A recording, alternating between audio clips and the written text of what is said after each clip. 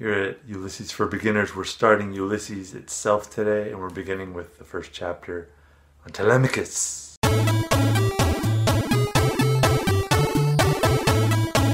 Yeah, this is called Telemachus Part 1 because I've decided rather abruptly to, rather than have one huge video for each episode, have, as many videos as I need and keep them short. So in this video, we're just going to talk about who's in this chapter, where this chapter takes place, and kind of what happens in a general way. Let's start on planet Earth. I assume you've been there. We're going to zoom in on Europe, which is where this story takes place, in case you don't remember. Specifically, we're going to head towards Ireland. This is like a geography lesson, isn't it? And when you get a look at Dublin, you'll notice a few things. For one, it is on the Dublin Bay, you can see right there. And also, if you zoom in even closer, you'll see that through the center of the city is a river called the Liffey. It is a very famous river, so if you see the Liffey, L-I-F-F-E-Y, just know that that is referring to a river. And you'll also notice on the west a huge park called Phoenix Park. As far as I know, I think it's the largest park in a city in Europe, within the city limits. This is the center of town where most of the action is going to be taking place, but the story does not begin here. This is really where the tourists are nowadays, and where all the shops and businesses and restaurants and pubs and so on are all to be found here. But this is not where the story starts. This story is actually going to begin much further to the south and to the east along the shore. And you can see that now it is marked as a James Joyce Tower and Museum. However, obviously, back then it wasn't. It was just a building. But even then, it was a significant building. From overhead, here's the area where this chapter really takes place. You can see the Tower Museum, and you can also see 40 Foot, which is where Buck Mulligan is going to go swimming. And now, like a boring old relative, I'm going to switch over to some photos that I took just last year. I went on a trip and visited. I was in Dublin for about 5 days, but in Ireland even longer. And I did make it down there for the first time, and it was really one of the coolest, I would say, things from the book to visit. I would highly recommend it if you are in Dublin. But here you can see the tower in the distance. Here we are a bit closer.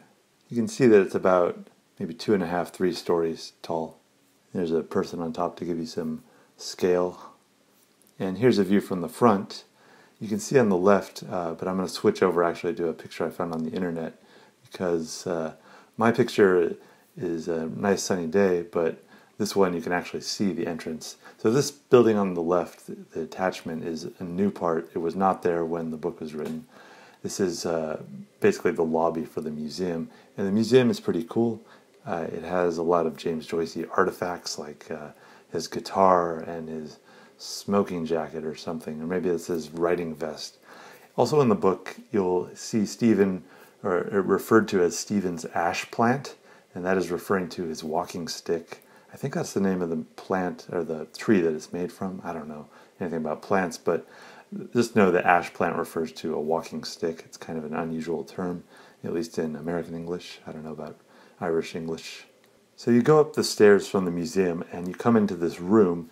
This is obviously, well, I mean, as far as I know, it's not any of the original items that were there at the time, but they've doctored it up to look how it is in the book, as if Buck Mulligan was living there, and Stephen was staying there, and Haynes were staying there. So it looks pretty, it's not very exotic by any means. It's very basic, and I imagine in the winter this place must be freezing. But just remember it takes place on June 16th, so it's probably pretty warm and not a big issue.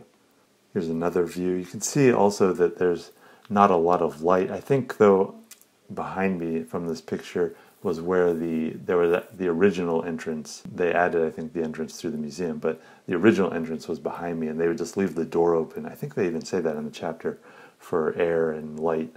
And then if you go up the stairs, you arrive at the top, and this is really where the book begins.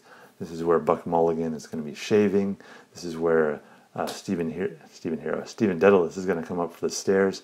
So that hole in the back is the stairhead. It goes down to a winding staircase. Very narrow, you wouldn't want to slip on the stairs, and it's just a very narrow staircase.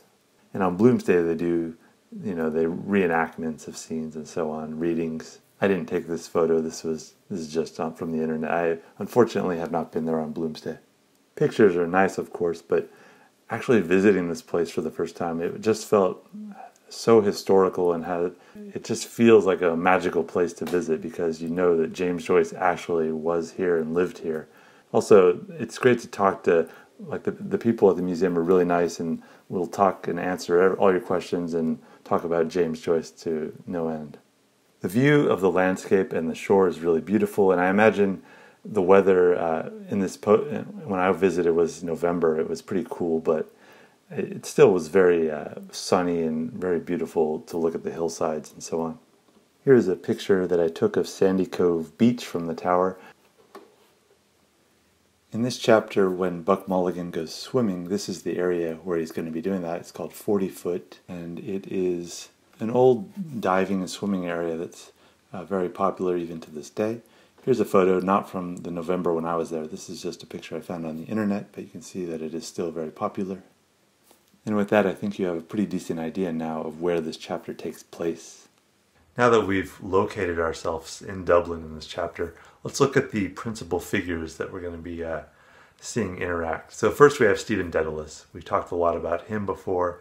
He's a moody young man, kind of depressed, and he's recently returned from Paris, where he went to study medicine. So between A Portrait of the Artist as a young man and Ulysses, there's this period of time where Joyce leaves Ireland, he studies medicine, he drops out of that, and also he gets a telegram from his father saying that his mother's dying.